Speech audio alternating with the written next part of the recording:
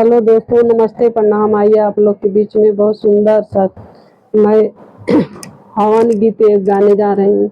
अंगना में होला हवनिया हो, सखी गावा भजनिया।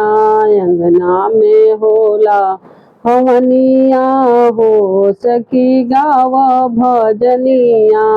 हवन सुनने के ब्रह्मा जी आए, हवन सुनने को ब्रह्मा जी आए। संगमा में सरदा महारनिया हो, सखी गावा भजनिया। संगमा में सरदा महारनिया हो, सखी गावा भजनिया। अंगना में होला हवनिया हो, सखी गावा भजनिया। हवन सुनने को गणपति जी आए, हवन सुनने को गणपति जी आए। संगमा मेरी धी सीधी रनिया हो, सखी गावा भजनिया। संगमा मेरी धी सीधी रनिया हो, सखी गावा भजनिया।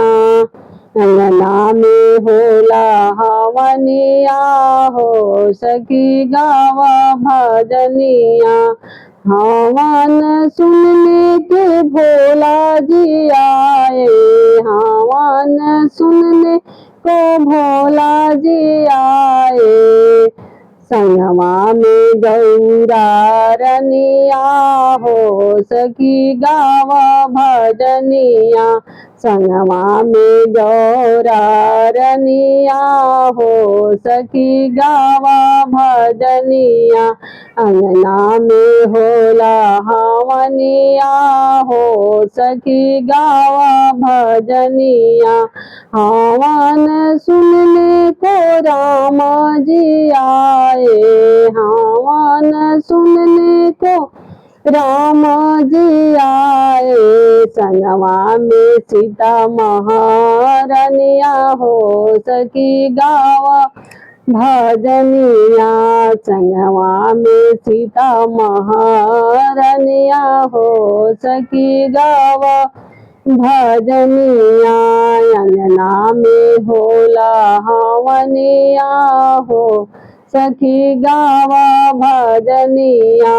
हवन सुनने को विष्णु जी आए, हवन सुनने को विष्णु जी आए। संगमा में लक्ष्मी महारनिया हो, सखी गावा भजनिया। संगमा में लक्ष्मी महारनिया हो, सखी गावा भजनिया। अंगना में होला हवनिया हो, सखी गावा भजनिया। हवन सुनने को कान्हा जी आए, हवन सुनने को कान्हा जी आए। संगमा में राधा महारनिया हो, सखी गावा भजनिया। संगमा में राधा महारनिया हो, सखी गावा भजनिया। अंगना में होला हवनिया हो, सखी गावा भजनिया।